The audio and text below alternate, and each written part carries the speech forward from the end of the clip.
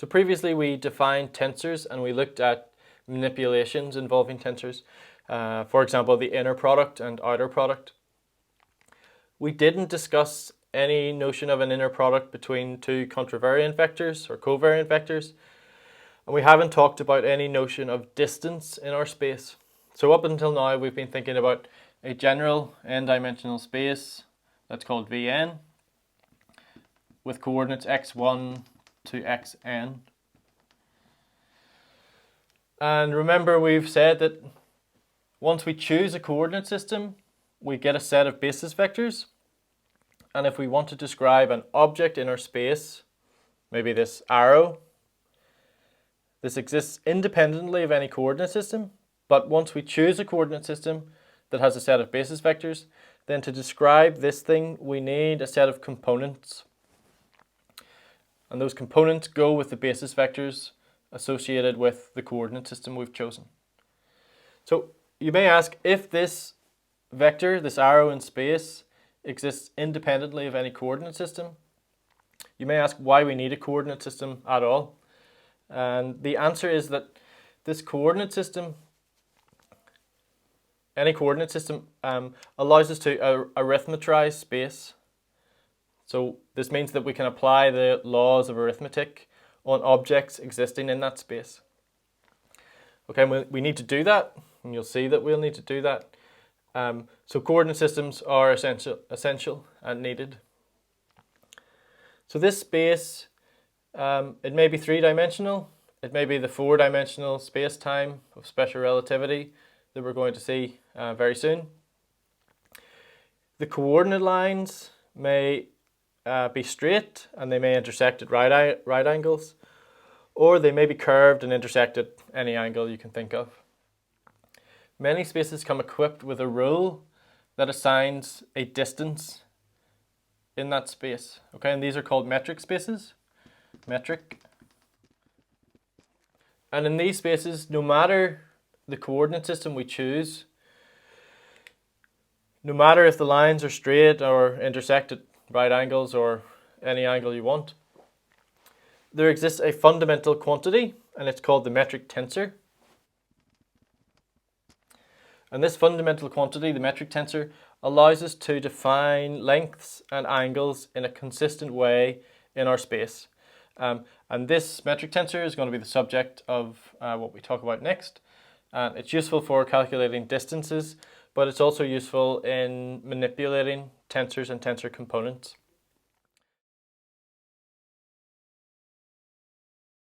Let's consider our n-dimensional space Vn with coordinates x1 to xn. And let's now introduce the concept of distance. So if we think about a vector, let's have a vector r. And let's move this vector from r to an infinitesimal point away, r plus dr. And we can ask the question, what is the length of this vector dr? So we know that our length ds squared, so our length squared, is equal to dr dot dr. Okay, so we take the dot product of our dr with itself. But we know from our study of vectors that this dr can be written as a coordinate differential with a natural basis vector. And we sum over the i's because we've got a repeated index from 1 to n. So this means our distance, ds squared, this is the distance squared, equals a coordinate differential I, ei, dotted with a coordinate differential j, ej. Okay, and the dot product only acts on the vectors, so we can have a dxi, a dxj, and then ei dot ej. Okay, at this point we can identify this quantity and we call it gij. It depends on the indices of the natural basis vectors. So this gives us what our distance is. Our distance squared is equal to dxi gij dxj. Okay, and this gij is called our metric tensor. Okay, and the gij are the components of the metric tensor in this coordinate system. So this means our distance ds is equal to the square root of what we have here, dxi gij dxj. And if x, the coordinates, depend on some parameter u, then we can have a chain rule where we have a du, and we have a dxi by du, a gij, and a dxj by du. Okay, and this will be useful. This is what we need in practice. So our total length, s, is equal to the integral over that parameter u, and then the thing that's in the square bracket, or the square root sign, dxi by du, gij dxj by du. Okay, and this is what a distance is in our n-dimensional space. Okay, and it involves this gij, which is our metric.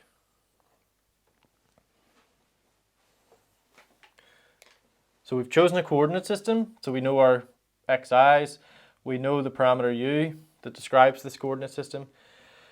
All that remains is to find this metric gij, which is given by the dot product of our natural basis vectors. Okay, just let me write, we start at some ua and end up at a ub. So we change our vary our parameter. Okay, so looking at our metric, we have gij is defined by ei dot ej. This is a dot product of our natural basis vectors.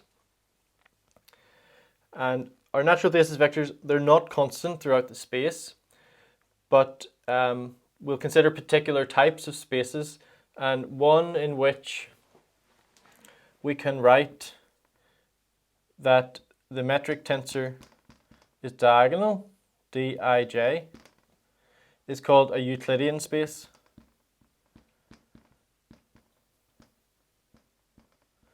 Okay, and it's more than this. It's that the space is such that we can find a coordinate system in which we can write this. Okay, so it's a property of the space, this Vn itself, rather than of the coordinates. So a Euclidean space is a space Vn in which we can find a coordinate system for which this is true. Okay, so to make it a bit more concrete, and we'll come to an example soon, but if we think about this board in front of me, okay, I'm not writing on thin air, there's a flat panel in front of me, and the flat panel is our space. Okay, this is the panel. We could have one coordinate system, x1 to xn, which may have axes that are not orthogonal. So this is E1 and E2, the natural basis vectors. Okay, in this case, our metric tensor does not satisfy this property. Okay, but this is not a property of the coordinate system, it's a property of the space of the panel that's in front of me. And we know that it's a flat panel, so we know that there is a coordinate system, this one, with basis vectors I and j hat. And in this system, let's call this x bar 1, x bar 2. In this system, our metric tensor, let's put a bar on it, is equal to this. Okay, so if we can choose a coordinate system, i.e. this one, so we found a coordinate system in this space for which this is true. okay, because our metric is defined in terms of the dot product of the two basis vectors. So this is I dot I or j dot j. So our elements are 1 and 1 and 0 otherwise. Okay. We'll make this more explicit soon. But this is just to emphasize that it's a property of the space itself.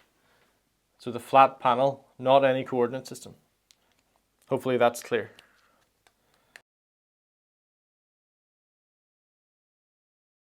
So let's think about an example. Our length squared, ds squared, was dxi, dxj, and then we had our metric tensor gij.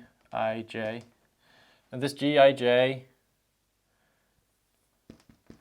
we said, was a dot product of the two natural basis vectors, I and j. Okay, so how do we calculate this? So let's think about an example. Let's think about a coordinate system x and y. And in this case, we know our basis vectors are e1 and e2. And we know that this is a unit vector I and this is a unit vector j hat. Okay, so gij for this case is a matrix, and the matrix elements, so let's call this the matrix G. We have to think about I with I and J and J.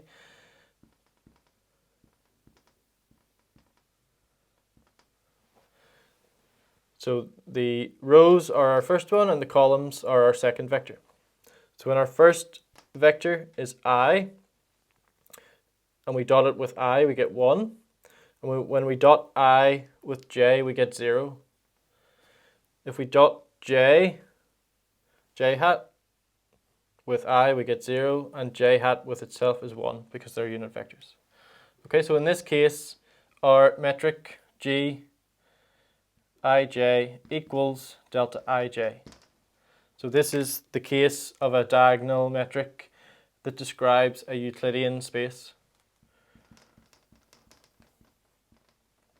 So a Euclidean space, a flat space. Okay, so I'm writing, so I'm you'll be disappointed to hear I'm not writing on thin air, but there's a flat panel in front of me. And this panel, so it's a flat surface.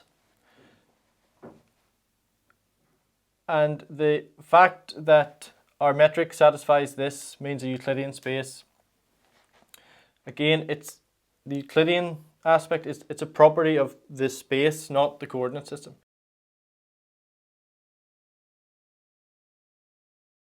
So our distance we can write as ds squared. We said that this is components dxi, dxj, so the coordinate differentials, and then a metric tensor gij. And there's a repeated index I and a repeated index j, so there's a double summation here. And this double summation just throws back a number. And the fundamental property of the metric tensor is that it gives us a distance in our space.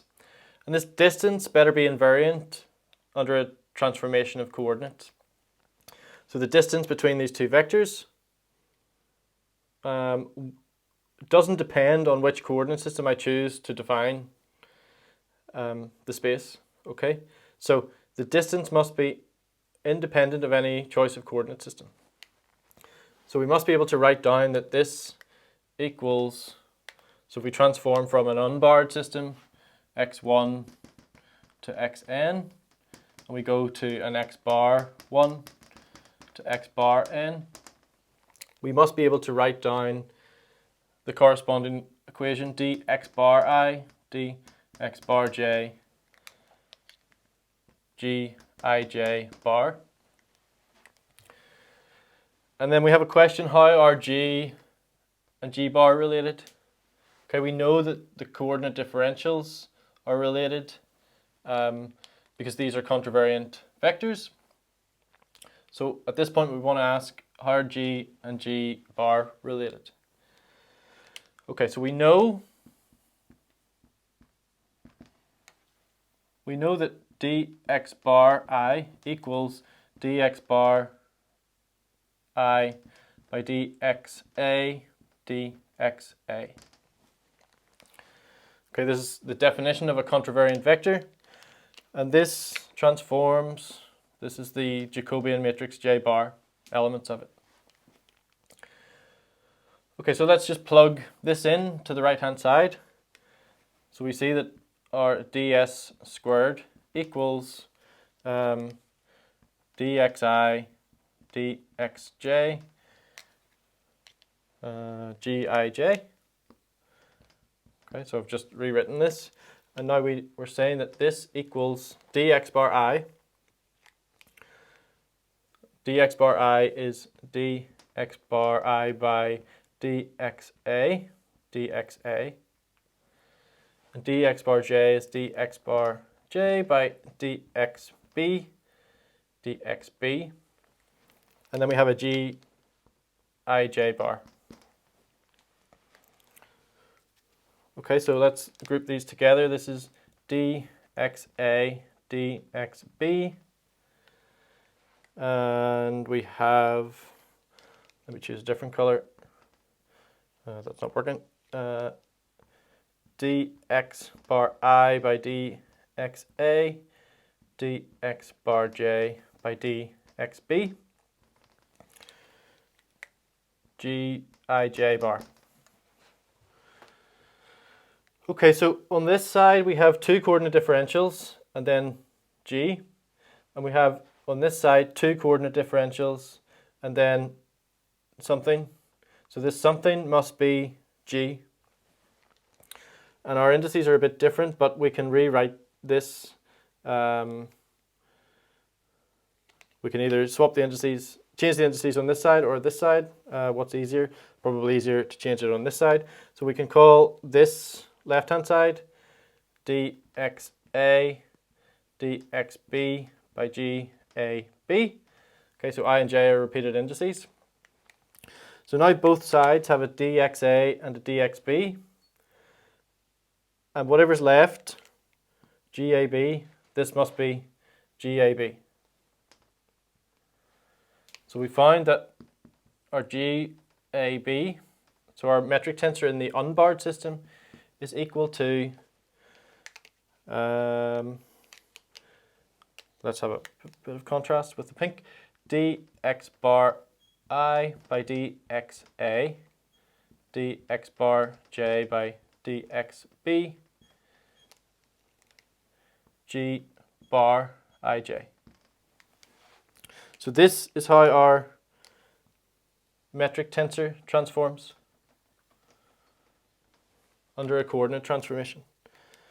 And these are elements of our J bar Jacobian matrix.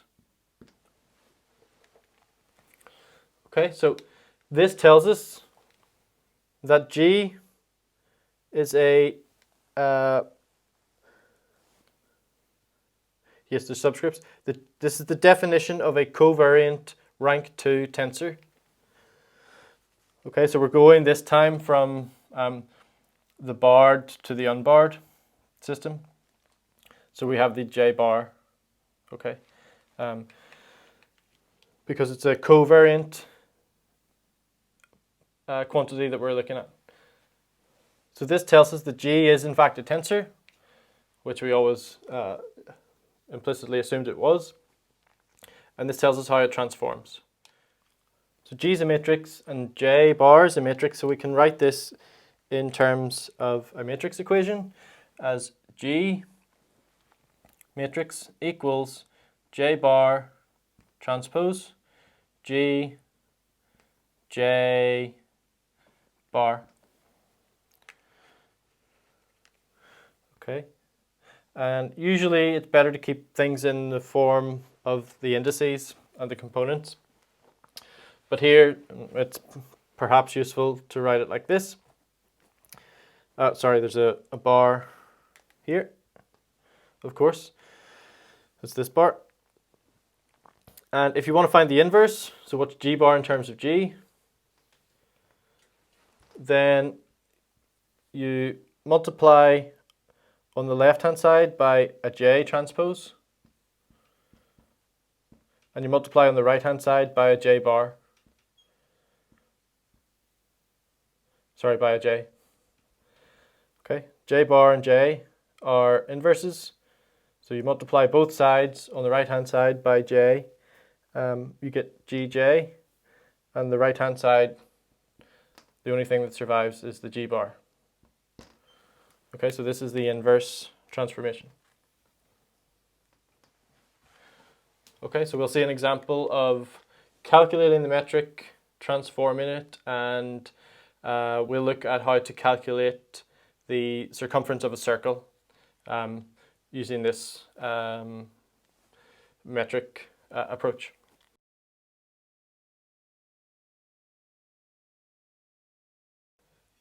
So let's put what we've just seen into practice.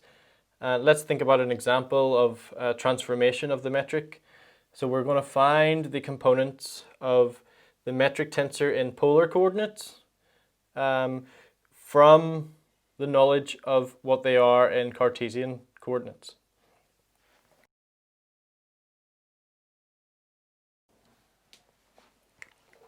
Okay, so we've got one coordinate system where we've got two coordinates, x1 and x2, that equal x and y.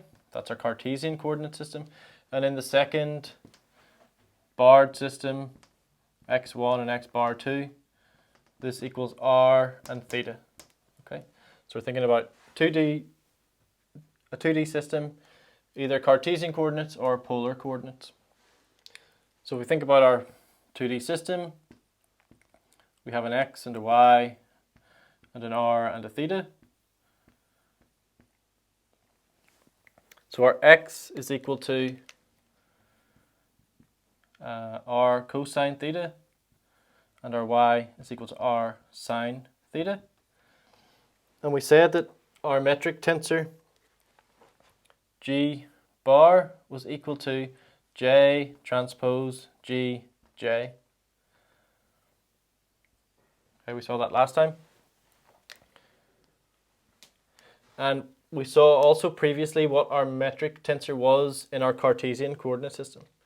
Okay, we said it was a diagonal matrix. So this is equal to j transpose unit matrix j.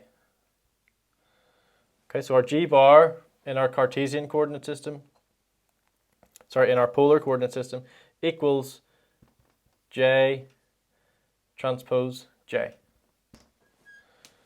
So we need to work out what our Jacobian matrix J is. So our Jacobian matrix J, it's equal to, and the elements are I and J, and it's equal to dxi by dxj bar. So we have dx1 by dx1, dx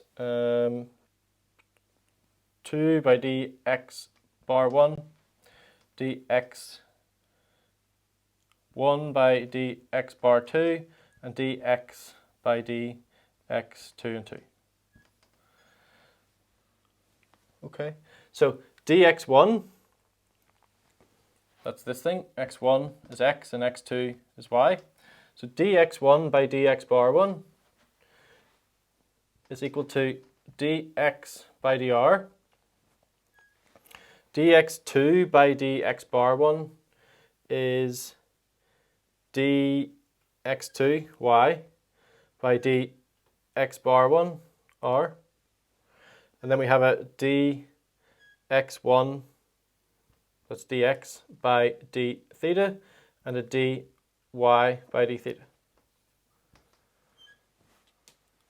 Okay, so now we can work out what dx by dr is.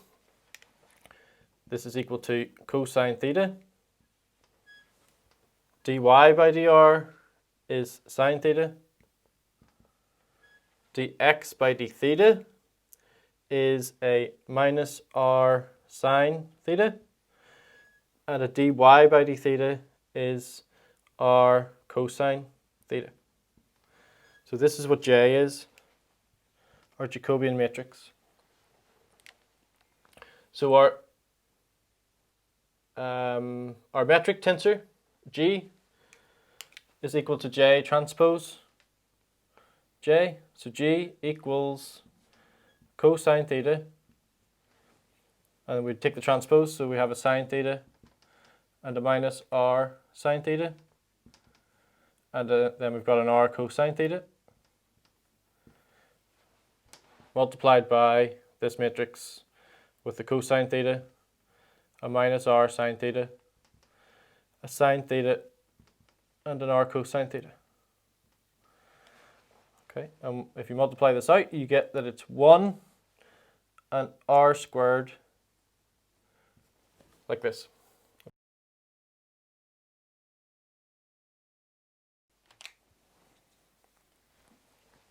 Okay, so we find that our metric tensor in the unbarred system,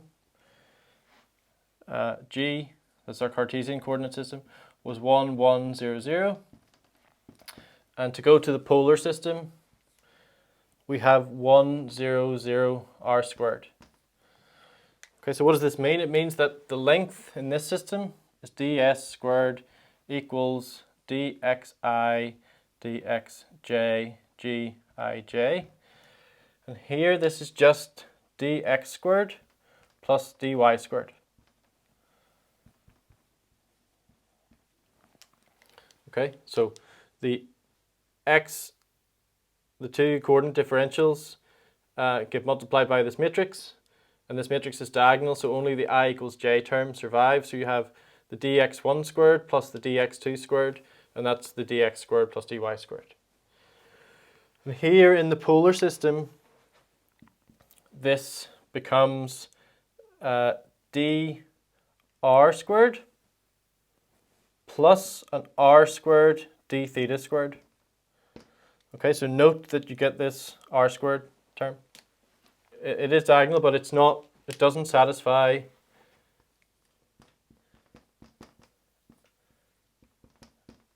this relation.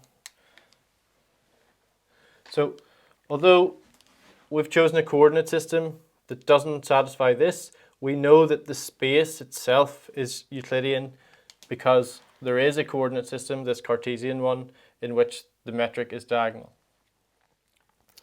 Just let me note that you could have also got this result by thinking what dx is.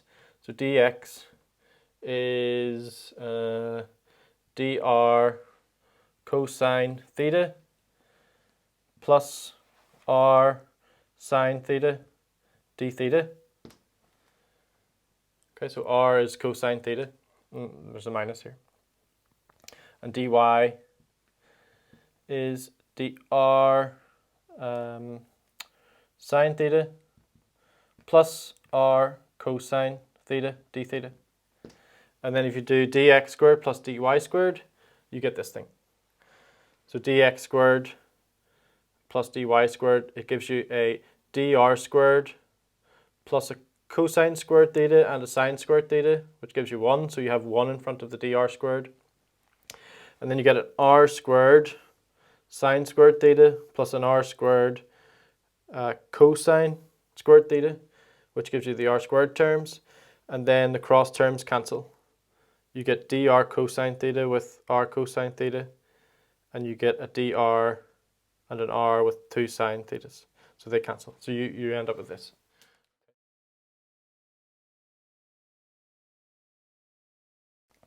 So let's think about the arc length. So let's have a circle of radius a. And let's think about the length of the arc from x equals a, y equals 0 to x equals 0, y equals a. Okay, so this arc. Of course, we know what the answer is. It should be a quarter of 2 pi a. It's pi a over 2. But let's show this. So we said that our arc length ds squared is equal to dxi dxj gij. And in Cartesian coordinates, we said that our metric tensor G was diagonal 1, 1, 0, 0. And in our polar coordinates, we said it was G bar equals 1, 0, 0 r squared. So this means in Cartesian coordinates, our ds squared equals dx squared plus dy squared. Okay, because our x1 is x and our x2 is y, and only the terms in this double sum that have I equals j survive. So you get the dx1, that's the dx squared, and the dx2, that's the dy squared. So let's think about how we actually calculate the length of the line. So let's think about the Cartesians first. If we say that x equals a cosine some parameter u, and y equals a sine parameter u, then our length ds is equal to du square root dx by du all squared plus dy by du all squared. And in this case, dx by du is equal to a minus a sine u, but it's squared, so we don't care about the sign. So we get an a squared sine squared u, and dy by du is a squared cosine squared u. Okay, and sine squared plus cos squared is just 1. So this just equals a du. And this is the infinitesimal length, which means that our total length is equal to the integral of du times a, and u goes from 0 to pi over 2. 0 to pi over 2. So it's taking us around the circle. So our length is pi a over 2 as expected. Now let's think about it in terms of the polar coordinate system, where now our x1 is equal to r, and around this arc length r is a constant, it's equal to a, and our x2 is equal to theta, and let's call theta u. Okay, it's the same parameter that we used here, and u goes from 0 to 2 pi, sorry, to pi over 2, okay, around this circle. So here we said that our ds squared is equal to, so it's dx, so it's dr and d theta, there are two coordinates, and it's diagonal, so we get a dr squared plus an r squared d theta squared. And in terms of this parameter u, we have a chain rule again. The length ds is equal to du square root of dr by du all squared plus r squared d theta by du all squared. Now r is a constant, it's equal to a, so dr by du is just 0. This is 0. So our ds is equal to du square root of 0 plus, and we have an r squared, and r is just equal to a. So a squared, and d theta by du is just 1. So this just equals a du. And again, our total length s is the integral du times a from 0 to pi over 2, which is just pi a over 2. Okay, so everything works, thankfully, and it's designed to, so it does. So if we have the covariant components of a vector x, then let me call it j. So covariant component xj, we can form the contravariant component xi by applying the metric gij. Okay, Okay, so we take an inner product of the metric and the component that we're interested in. And similarly, we can have a covariant component formed by using the covariant metric, okay, with a contravariant component j. Okay, and it's easy to prove this. So if we think about the left-hand side first, we have a vector x, and this is equal to some component xi times some basis vector ei, natural basis vector. And this is equal to the covariant component xi with the dual basis vector ei. So let's act on the left-hand side, taking a dot product with ej. So let's think of ej dot x, and this equals, it equals xi, and it equals an ej dual vector dotted with ei, and then it equals xi covariant component ej dotted with ei dual vectors. Okay, so this thing ej dotted with ei, that's just the definition of our inverse metric gji. So on the right hand side we have xi gji, and on the left hand side this is the definition of our dual vector, and this gives delta ji. Okay, so we have an xi delta ji.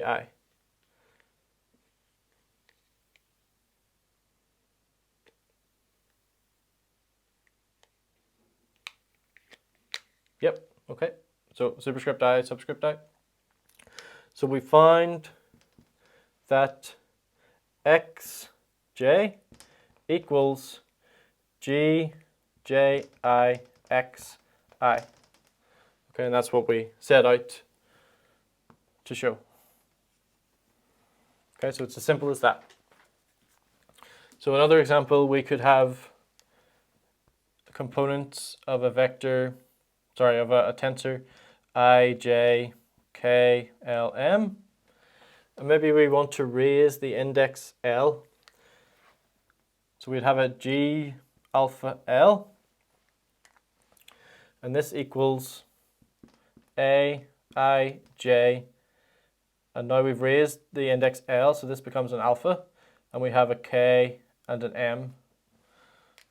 Okay, so we'll use the metric tensor g to do this sort of manipulation. Okay, so we can raise the index by applying the inverse metric, or we can lower the index by applying the metric tensor. We've already talked about length, but since we're here, let's just make it clear. If we have a vector A, then we can find its length by taking the mod squared. And this is A dot A. And you know that A can be written in terms of components, A, I, and a basis vector, EI. And this equals AI, EI, AJ, EJ. So this is AI, AJ, and EI dot EJ is what? It's the definition of our metric tensor. Okay, so the length of a vector, mod A squared, is equal to the components AI, AJ, and then our metric tensor GIJ. Okay, so in a Cartesian coordinate system, this is diagonal, and you just have AI squared. So only the diagonal terms survive. You could equally write this as A, I, A, J with an inverse metric, G, I, J. Okay, so this could be useful later when we think about the special relativity. Okay, so we're very nearly finished our tensor algebra, and we're on to special relativity next.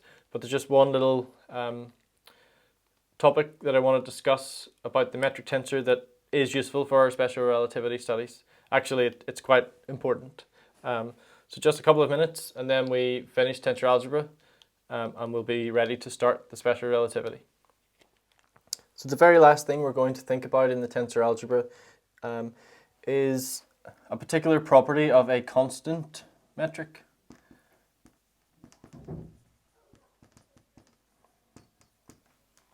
So if we have a coordinate system x1 to xn, and we have a coordinate transformation to a different coordinate system x1 bar to xn bar,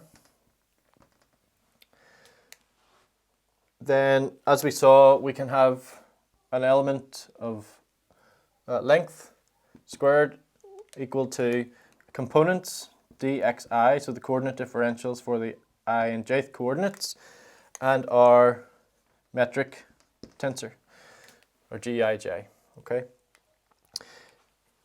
Under the coordinate transformation, this becomes dxi bar and dxj bar, and we have a g bar ij. And the statement is as follows. If our metric tensor gij is constant,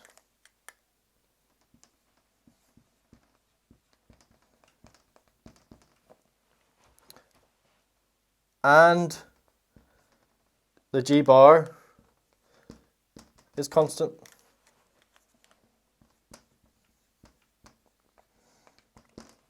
and constant means the elements of our metric tensor and our bar metric tensor don't depend on the coordinates. So if we have a constant metric, then the transformation, this thing,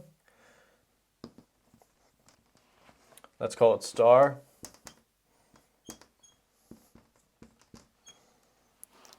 must be linear.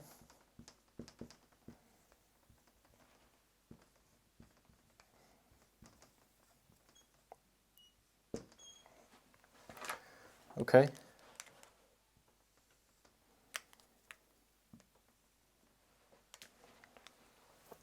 So that's it, that's the statement. If we consider a coordinate transformation, and if our metric has elements that are constants in one system, and we transform to the new coordinate system, and it's also got elements that are constant in this new system with the bar, then the transformation undertaken must have been a linear one. And this is very important in our special relativity section. It's so important that I will leave it to you guys to prove. But basically you just want to write down what gij is in terms of the gij bar, and then you differentiate with respect to the variables xi and do some manipulation to show this. Okay, so you'll be very glad to know that that will conclude the tensor algebra section. Very well done to get this far. I hope that if you do the problem sets, that the notation and the indices will become more familiar to you. And it's on to special relativity next, where we'll use some of the concepts that we've learnt about before, but we'll change pace and change direction a bit. So keep going. I hope you're enjoying it so far.